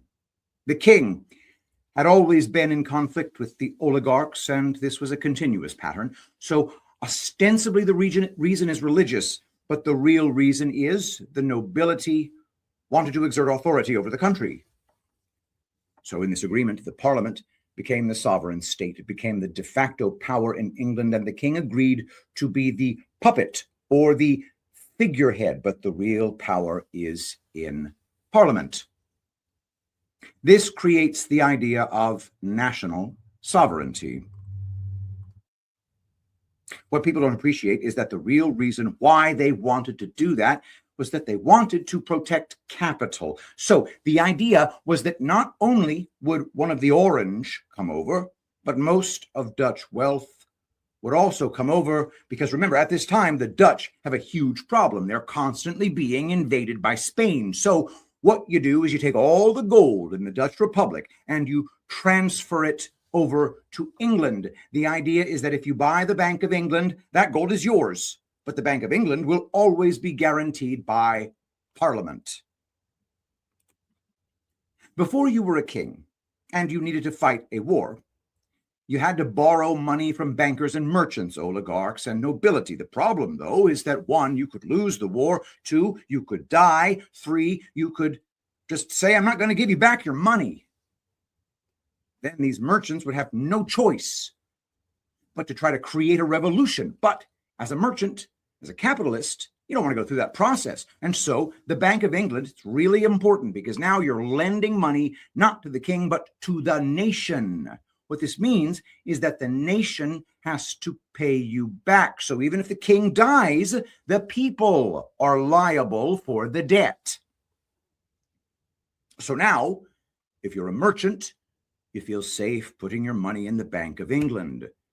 It's my money. If I lend it to the nation, I'm always guaranteed that they'll pay me back. And England is safe because, unlike the Dutch Republic, England is an island, and therefore it's protected by the Royal Navy. It's impossible for the French, the Habsburg Empire, or the Spanish to invade England. Now, the major society that facilitated trade were the Freemasons. And what they started to develop was a new concept. Well, it's not a new concept, but they really systemized it. It's called contract law. The entire purpose of Parliament and the courts, the judicial system, is to ensure that your private property is protected, no matter where your private property came from. It doesn't matter. They don't care what the origin of private property is. So, like if you're French, you killed 1 million people to steal 1 million gold, they don't care. It's yours. It's private. They believe that this private property comes from God. This is yours because God willed it to be yours, and we, England, must protect it. And they will do so through Parliament and through the court system. So now, if you're wealthy in Europe, you're encouraged to go invest in England. And this creates a concept that today we call offshore financial center, or OFC. So think of like Dubai or Hong Kong, where they don't care where the money comes from. Their legal system, the financial system, will help protect that money. Switzerland is a classic example, but England created this, and they based their entire nation around this idea. Now, the first major test to this system was Napoleon, because Napoleon was about to conquer Europe, and England couldn't have that. Because if Napoleon conquered Europe, then Napoleon could control all the wealth of Europe. He could make sure that none of that wealth was transferred over to England. He basically blockaded England. So what Britain did was they financed 7 wars against Napoleon, and they lost 6 of these wars, but they won the last one. So now Britain is a global financial empire. This is the East India Company. And what England will do is they will colonize India and steal all the wealth of India, primarily by deindustrializing India. You also have China. And the same idea was the opium went into China, and then silver and money went back to England. Now, the question is, how was England able to do this? How is England able to create a system in which India and China basically voluntarily gave up their wealth? The answer is England set up a game that incentivized the local elites to cooperate with England. England said to the local elites, if you help us, we'll help you steal the gold from this country. Before, if you were an elite and you lost a war or other people didn't like you, they could kill you. But now, if you help the British, you can transfer your wealth and your children abroad. So now what's going to happen is that the elite are going to be able to send their children and their wealth to the British Empire. There are certain mechanisms that allow them to accomplish this. Not only are you allowed to transfer your capital to the United Kingdom and its colonies, but they will disguise it for you. This is what we call money laundering. So when you steal from your own people, not only will Britain allow you to steal it, they will disguise it for you through their offshore financial centers, including Hong Kong, Singapore, etc. Their lawyers will pretend that this money came not from drugs, not from gambling, not from prostitution, but from restaurants, from real estate, etc. And then they will help you send it overseas where it becomes legitimate. So now you have real estate investments in Australia, Canada. This is a global money laundering system that encourages the local elites to be corrupt. It protects them in the corruption and incentivizes them in the corruption. What's important for us to understand is the game is still being played today. You can see it's a global network. A lot of cocaine is produced in Colombia and South America, and then it just travels all around the world. It's a very sophisticated system of trade. But what you need to understand is none of this would be possible without the British financial and legal system. People only participate in this trade if they can be guaranteed that their ill-gotten gains will be protected. So, what protects this money, of course, are the offshore financial centers. They won't ask where the money came from. They don't care where the money came from, and they will clean it up for you. Money laundering. They will use their sophisticated legal and financial systems to clean up your money, and then they will help you invest it elsewhere. Where are the major global financial offshore centers?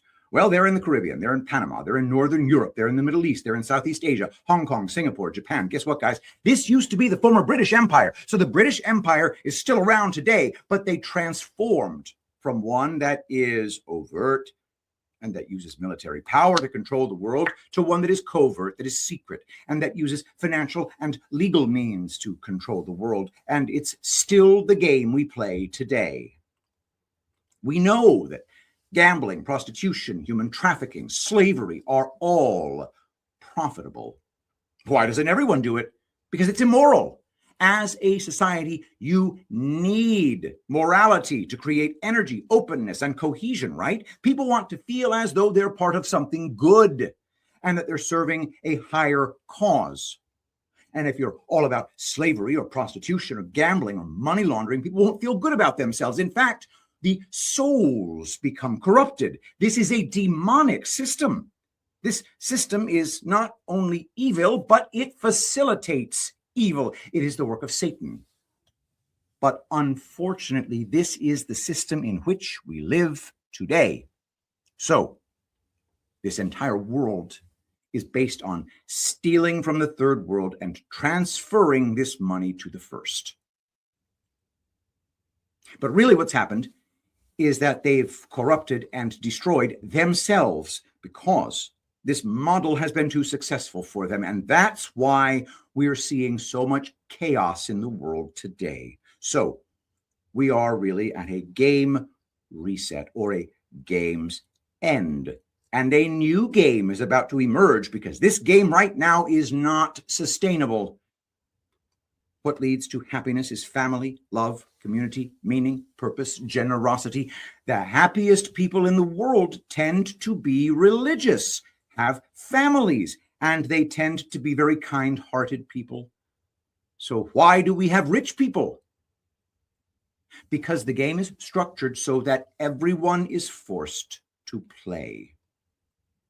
The game is set up that we're focused on making money. Then the question is, why do you have this stupid game? And the answer, unfortunately, is that what we figured out is that this game in the short term, we're talking like decades, not centuries, in the short term, is what makes your people the most energetic, open, cohesive, and the most likely to win against other nation states. In the long term, you get destroyed. Your people are destroyed. You're corrupted by this game. But in the short term, it allows you to defeat the other players. That's how the British were able to create their empire, and that forced the other players to play this game as well, because in the short term, this game gives you huge advantages, but it's a zero-sum game.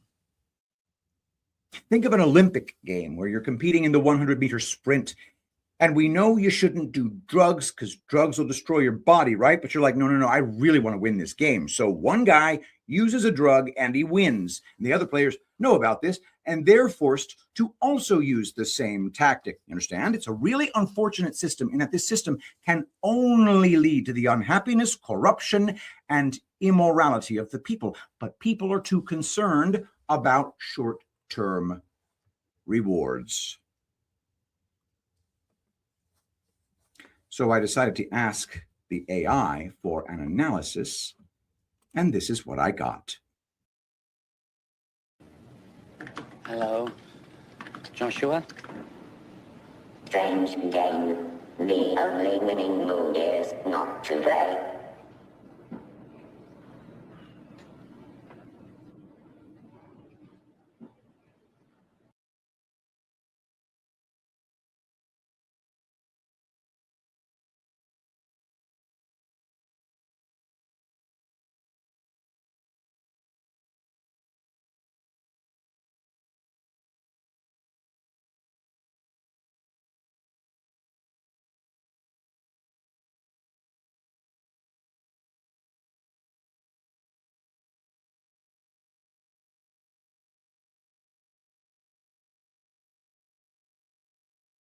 We gotta go! We gotta get out of here! We gotta go right now! Listen to me, Steve. No, you don't understand! We've gotta go!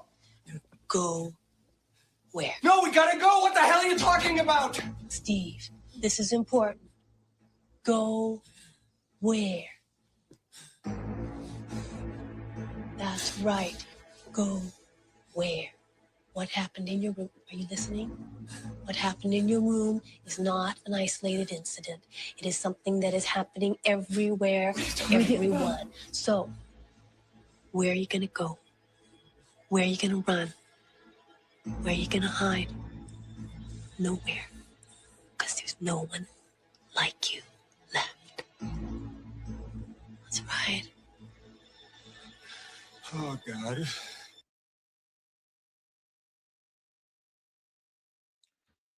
What happens when you corner an animal? If only they had listened to Sun Tzu. Build your opponent a golden bridge to retreat across. They gave us no choice but to dig our heels in, put on the armor of God, and stand firm. Q drop number 4207. The armor of God. Finally, be strong in the Lord and in his mighty power. Put on the full armor of God so that you can take your stand against the devil's schemes. For our struggle is not against flesh and blood, but against the rulers, against the authorities, against the powers of this dark world, and against the spiritual forces of evil in the heavenly realms.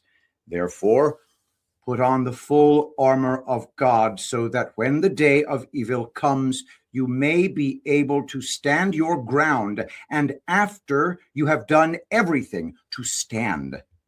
Stand firm then, with the belt of truth buckled around your waist, with the breastplate of righteousness in place, and with your feet fitted with the readiness that comes from the gospel of peace. In addition to all this, take up the shield of faith, with which you can extinguish all the flaming arrows of the evil one. Take the helmet of salvation and the sword of the Spirit, which is the word of God, and pray in the Spirit on all occasions with all kinds of prayers and requests. With this in mind, be alert and always keep on praying for all the Lord's people. Q. We, the people, needed to be shaken out of our complacency. I don't have to tell you things are bad. Everybody knows things are bad. It's a depression. Everybody's out of work or scared of losing their job. The dollar buys a nickel's worth. Banks are going bust. Shopkeepers keep a gun under the counter. Punks are running wild in the street, and there's nobody anywhere who seems to know what to do, and there's no end to it. We know the air is unfit to breathe, and our food is unfit to eat. We sit watching our TVs while some local newscaster tells us that today we had 15 homicides and 63 violent crimes, as if that's the way it's supposed to be. We know things are bad, worse than bad. They're crazy. It's like everything everywhere is going crazy, so we don't go out anymore. We sit in the house, and slowly the world we're living in is getting smaller, and all we say is, please, at least leave us alone in our living rooms. Let me have my toaster and my TV and my steel-belted radios, and I won't say anything. Just leave us alone. Well, I'm not going to leave you alone.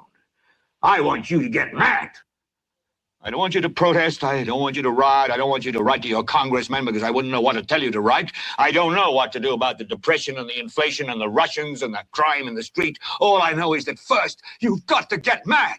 You've got to say, I'm a human being. God damn it. My life has value.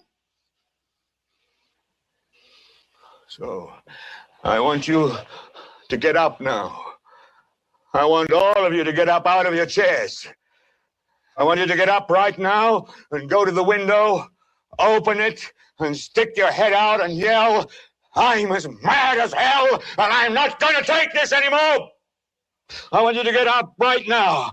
Get up, go to your windows, open them, and stick your head out and yell, I'm as mad as hell, and I'm not going to take this anymore. Things have got to change. How many stations does this go out? You've got to get mad. 67. You've got to say, I know it goes to Louisville and Atlanta. I'm not going to take this anymore. Then we'll figure out what to do about the depression and the inflation and the oil crisis. But first, get up out of your chairs, open the window, stick your head out and yell, and say, I'm as mad as hell, and I'm not going to take this anymore. Who are you talking to, Herb? CGG Atlanta. Are they yelling in Atlanta, Herb? Are they yelling in Atlanta, Ted? But first, you've got to get mad. You've got to say, I'm as mad as hell, and I'm not going to take this anymore. They're yelling in Baton Rouge. Get up out of your chair. Son of a bitch! We struck the mother lode! Stick your head out of the window, open it, then stick your head out and keep yelling and yell, I'm as mad as hell. I'm not going to take this anymore.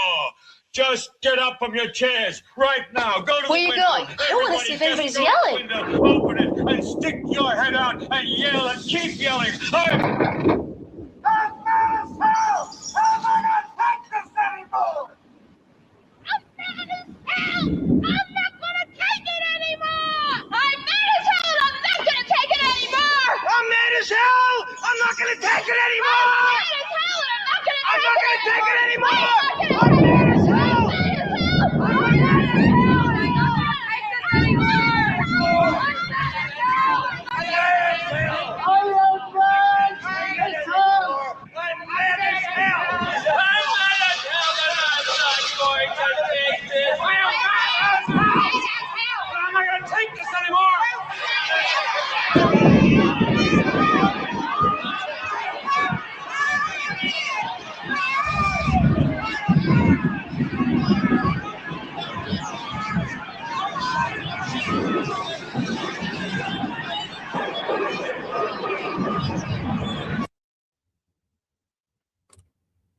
Q drop number 2528. Power belongs to the people. You are what matters. All you needed was a spark to unite together. They are scared. Think fake news attacks, second only to POTUS himself. Together we win. Trust yourself. Think for yourself. You are not alone. Open your heart and your mind. Where we go one, we go all. Q. Q drop number 60. You can count the people who have the full picture on two hands. Of those, less than 10 people, only 3 are non-military. Why is this relevant? Game theory. Outside of a potential operator who has been dialed in with orders specific to his or her mission, nobody else has this information. Operators never divulge. Alice and Wonderland. Q drop number 937. Glimpse. You cannot possibly imagine the size of this. Trust the plan. Trust there are more good than bad. The world is helping. We are not alone. We are all connected in this fight. Patriots, unite. We are winning big. Watch the speech. God bless. That is such a huge realization that there are more good than bad. Most people are simply doing their best to navigate a corrupt system. We're all stuck playing this terrible game, but only a very few would actively defend the game. Therefore, maybe we can change the rules of this corrupt game. Where would you start? Maybe cut off the flow of money from USAID and other corrupt NGOs? Of course, you would need to help smaller nations throw off the shackles of their colonial enslavers. We have previously covered the Congo, for example, from The Congo by Rootbitch. But let's spend a few minutes focusing on another African nation from newsnarratives.substack.com. Burkina Faso's way out of the colonial shadow. Hunger, horror, poverty, and never-ending terror attacks. A nation that rarely makes headlines unless there's blood. This forgotten country is none other than Burkina Faso, a landlocked African nation with a history of French colonial rule, repeated military coups, and deep economic dependency. For over 6 decades, the country survived under the shadow of French colonialism. Independence in 1960 brought flags and speeches, but not real freedom. France stayed close, too close. Through military agreements, economic control, and political influence, it maintained a quiet grip on the country. And the leaders? From Yamiogo to Compaore, one by one they rose through foreign backing or military power and fell through coups, discontent, or silence. Burkina Faso became a revolving door of regimes. Over 10 coups in 60 years, each claiming change, most delivering more of the same: instability, dependence, and broken promises. Then came one man who broke the rhythm, a name we all know: Thomas Sankara, the fearless revolutionary who flipped the script in the 1980s and gave Burkina Faso a whole new identity. His fight against colonialism and his push for African pride and self-reliance still echo across the continent today. Now, over 30 years later, another soldier steps into his shadow. Ibrahim Traoré, just 34 when he took over in September 2022. Didn't rise through speeches or slow reforms. He took charge through a coup, but not the usual kind. This wasn't a grab for power. It was a loud, clear rejection of business as usual, of outside interference, of old colonial strings. His message? Burkina Faso doesn't need babysitting. We'll write our own future now. Breaking away from France. Just like he promised, Traoré wasted no time cutting off ties with France. In early 2023, he told all French troops to leave Burkina Faso. His government also terminated old defense deals that had been around since independence. French news outlets were kicked out too, accused of spreading lies. Instead, Traoré started working more with Russia and other non-Western countries for military help. These bold steps weren't just about politics. Rather, they were Traoré's way of rejecting neo-colonialism, the modern version of colonialism where foreign powers still control African nations through military presence, economic leverage, and media influence. More subtle, but just as controlling. One major symbol of this was the CFA franc, a currency connected to the euro and managed through French financial systems. Talks have already begun with Mali and Niger to launch a new Sahel currency, and in February 2025, their finance ministers held a formal summit to discuss the transition. Currency reform, however, is just one part of Traoré's wider plan. His real focus is on reclaiming control of the country's wealth and rebuilding its financial systems from within.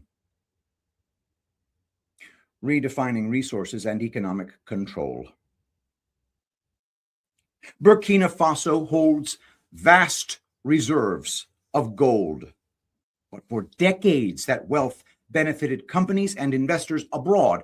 Traoré decided to change the game. In 2023, his administration banned the export of raw gold. Two of the largest gold mines in the country were brought under state ownership. A government agency was created to supervise gold refining and export. Construction began on both a national gold refinery and the country's first ever gold reserve. These policies led to a major financial breakthrough. In March 2025, the government finished paying off the country's outstanding foreign debt of $4.8 billion, doing so without borrowing from the International Monetary Fund or relying on foreign donors. Building an independent industrial sector. Unlike previous governments that waited for external aid, Traoré has promoted domestic production and infrastructure. His administration has already launched several factories and industries across key sectors. A flour mill, along with cashew and cotton processing centers, are already running. 3 tomato processing factories are being developed in different regions. A milk processing facility opened in Ouagadougou and is the first of 5 planned. New cement and fertilizer plants are in development, backed by local science and engineering. A gold refinery is under construction to add value to raw materials within the country. A nuclear energy program has started in cooperation with Russia, and students have been sent abroad to study nuclear science. Even a locally built electric car brand named Itawa has started producing vehicles despite being mocked at the start. These efforts are making an impact. Burkina Faso's gross domestic product increased from $18.82 billion in 2022 to $21.86 billion in 2024. Economic growth rose from 3.0% in 2023 to 5.1% in 2024. Budgeting that reaches the people. In August 2024, Traoré launched a new program called One Village, One Project. This rural development initiative brings tools, irrigation systems, and food processing machines directly to small communities. By the middle of 2025, crop yields in selected regions had risen by 12%. Large-scale farming machinery has also been distributed. Wheat and rice production are climbing steadily, and a major road project is underway to pave 5,000 kilometers of roads every year. For context, only 3,000 kilometers were paved across the country over the past 60 years. This kind of budgeting is not about pleasing foreign lenders. It is about making development real for the people on the ground. If Burkina Faso can build entire communities with its own hands, labor, and state funds, then why can't others? And if they do, the trillion-dollar aid machine loses its grip. If Burkinabés can do it, why can't we? And in that question, Traore is already winning. He's not just building a city, he's igniting a continental revolution and building the whole new Africa, brick by brick. Even the gatekeepers of global finance, notorious for keeping African nations on their knees with the conditional loans and austerity demands, have had to swallow their pride and admit the cold, hard facts that Burkina Faso isn't just surviving, it's growing. Despite facing reduced Western aid and losing access to old funding networks, Traore has delivered on many of his promises. Whether this progress can last is still uncertain, but one thing is now obvious.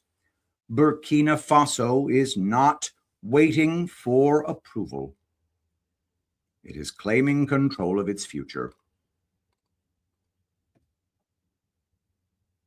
We could also point to Venezuela as another place where the old colonial empire is being dismantled.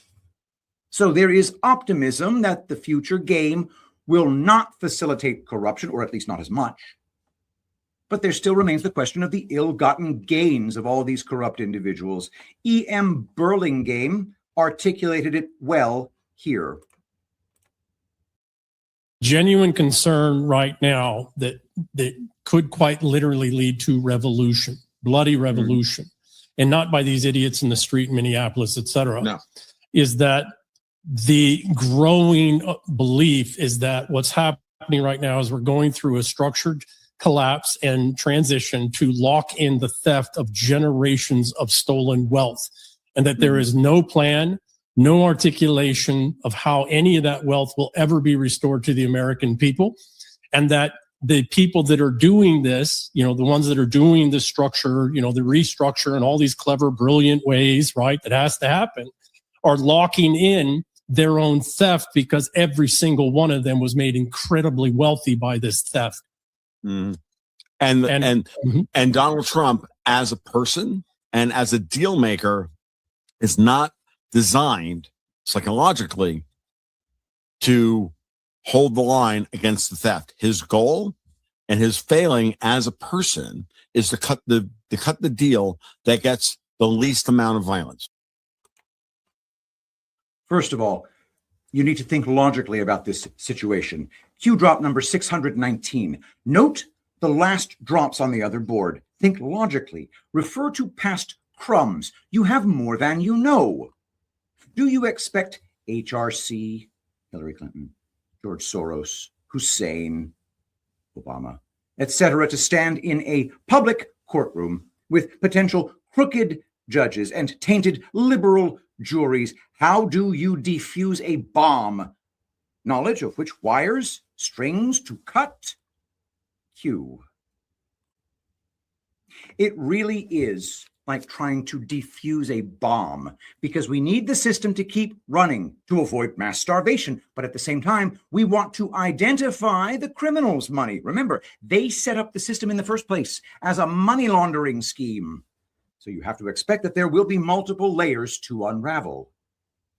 From offshorepro.com, Swiss banking secrecy. Are Swiss bank accounts still secret in 2025? Swiss banking secrecy is a concept that has caught the world's attention for over a century.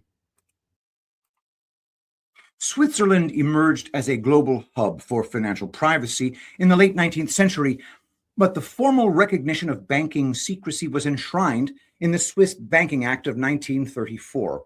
This law imposed strict penalties on bank employees who disclosed customer information. The penalties included prison sentences and fines. Throughout the 20th century, Switzerland attracted numerous foreign clients, including wealthy business people and politicians who wanted to hide their assets from tax authorities in their home countries. The Swiss banking system gained particular popularity during the 1950s and 1960s when tax offices in Europe and the US began ramping up their efforts against tax evasion. Unlike other countries, Switzerland remained a sanctuary for those wishing to hide their financial assets by maintaining a high degree of confidentiality. Back then, it was possible to open an anonymous, numbered bank account in Switzerland or Andorra, concealing income information from authorities in this way. Today, it's impossible to do that.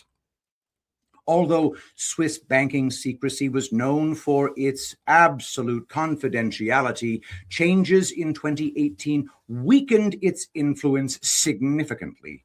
These changes came about because of pressure from international organizations and countries looking for greater financial transparency. Why Swiss bank secrecy ended in 2018. The primary reason for the abolition of banking secrecy for foreign clients in Switzerland was the international community's demand in the fight against tax evasion and money laundering. Switzerland signed agreements with over 100 countries for automatic exchange of information, AEOI, under which Swiss banks must share account data of foreign clients with the tax authorities of their countries. This change took effect in 2018, marking the end of the golden age of Swiss banking secrecy for foreign clients. One of the most significant changes in international banking practice has been the requirement to comply with the Automatic Exchange of Information and the Common Reporting Standards, CRS. These agreements mandate banks to share client information with their respective tax authorities. This has been particularly important for American clients, as the Foreign Account Tax Compliance Act, FATCA, passed in the U.S. in 2010, requires foreign banks to provide information about U.S. citizens. In 2014, the U.S. accused Credit Suisse of helping American citizens and residents evade taxes. The essence of the accusations was that the bank assisted its clients in hiding assets and income from U.S. tax authorities, thus violating FATCA. In response to these accusations, the bank agreed to pay a significant fine of $2.6 billion as part of a settlement agreement. This was one of the largest settlements in U.S. history with foreign financial institutions. The claims from American authorities concerned not only violations of tax laws, but also allegations of orchestrating money laundering schemes. In particular, the bank was accused of having its employees actively advise clients on tax evasion by setting up bank accounts in offshore jurisdictions without notifying U.S. authorities. These accounts were used to conceal funds and avoid taxation. In response to these allegations, Credit Suisse admitted its guilt and agreed to pay the fine, while committing to change its operations to comply with international tax and financial standards. As part of this settlement, the bank also agreed to provide tax authorities in the U.S. with information about its clients. This marked a significant step in the context of weakening banking secrecy. Moreover, this incident set a precedent demonstrating that Swiss banks can no longer operate completely independently of other countries' requirements, especially in the context of international agreements such as the Automatic Exchange of Information and FATCA. Following the Credit Suisse scandal, the bank had to take steps to improve internal controls, enhance compliance with international anti-money laundering and tax evasion standards, and improve transparency for clients and government agencies. Thus, the Credit Suisse scandal marked a significant milestone in the history of Swiss banking secrecy, illustrating that even traditionally strong defenders of confidentiality, like Swiss banks, cannot ignore international transparency and tax compliance demands.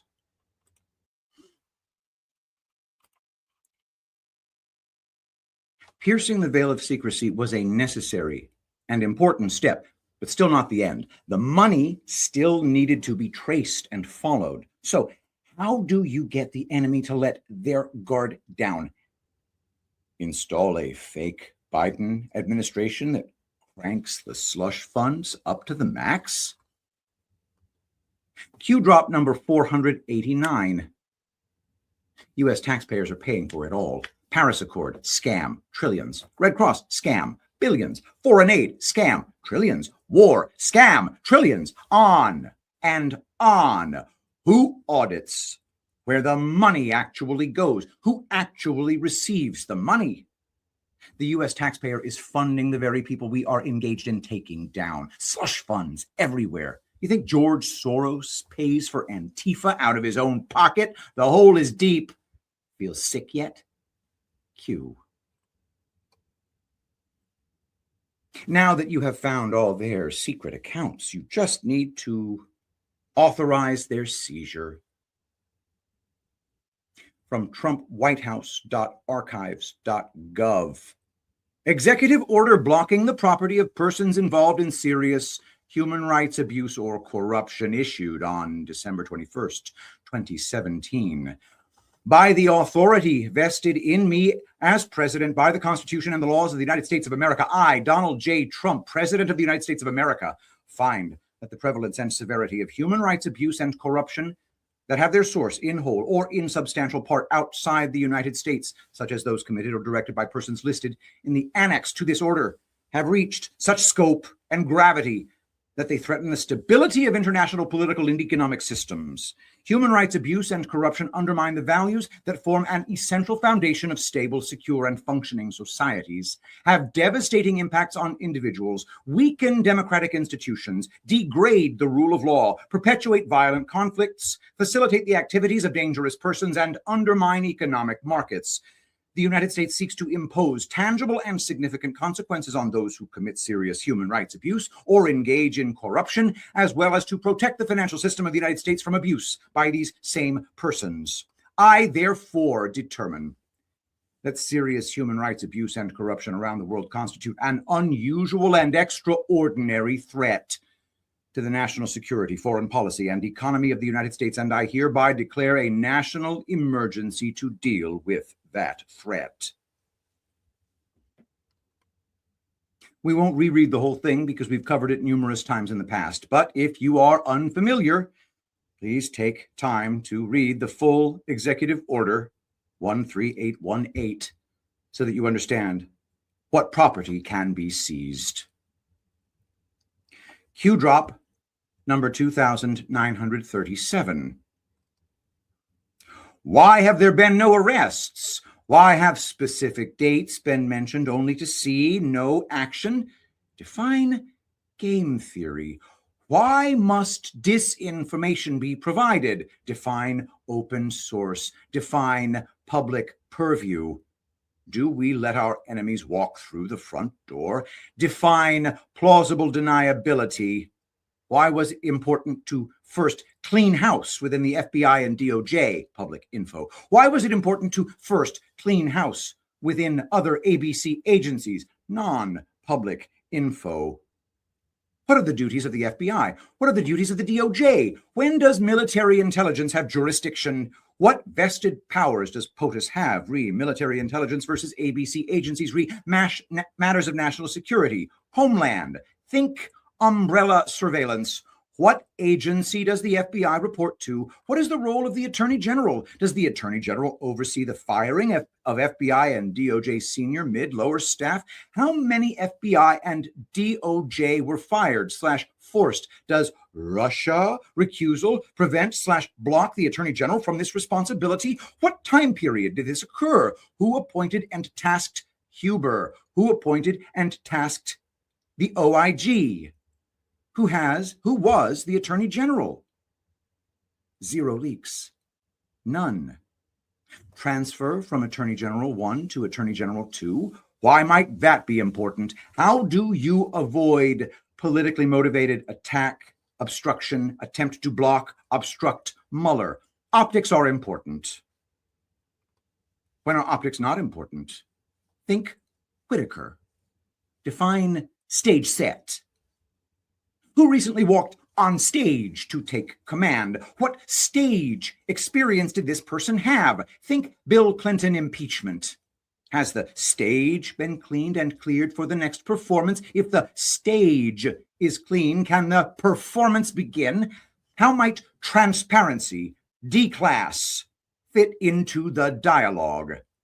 Define thesis statement. What benefits does this provide? Bar.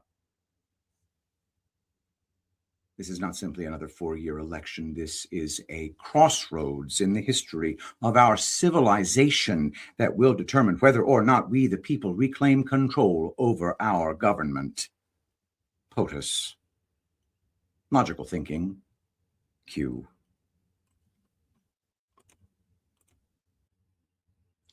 Addendum. From BidenWhiteHouse.archives.gov. Press release. Notice on the continuation of the national emergency with respect to foreign interference in or undermining public confidence in United States elections. On September 12, 2018, by Executive Order 13848, the President, Biden, declared a national emergency President Trump declared a national emergency pursuant to the International Emergency Economic Powers Act, Title 50, United States Code, Section 1701 et sec, to deal with the unusual and extraordinary threat to the national security and foreign policy of the United States constituted by the threat of foreign interference in or undermining public confidence in United States elections. Although there has been no evidence of a foreign power altering the outcomes or vote tabulation in any United States election, foreign powers have historically sought to exploit America's free and open political system. In recent years, the proliferation of digital devices and internet-based communications have created significant vulnerabilities and magnified the scope and intensity of the threat of foreign interference. The ability of persons located in whole or in substantial part outside the United States to interfere in or undermine public confidence in United States elections, including through the unauthorized accessing of election and campaign infrastructure or the covert distribution of propaganda and disinformation, continues to pose an unusual and extraordinary threat to the national security and foreign policy of the United States. For this reason, the national emergency declared on September 12, 2018, must continue in effect beyond September 12, 2024. Therefore, in accordance with Section 202D of the National Emergencies Act, 50 U.S.C. 1622D, I am continuing for 1 year the national emergency declared in Executive Order 13848 with respect to the threat of foreign interference in our undermining public confidence in United States elections. This notice shall be published in the Federal Register and transmitted to the Congress. Joseph Robinette Biden Jr., the White House, September 9th, 2024. After the auto pen extended that emergency in every year of the fake administration, the real president then extended it again last September. From the Federal Register, September 3rd, 2025. This notice shall be published in the Federal Register and transmitted to the Congress. Donald J. Trump, the White House, August 29th, 2025.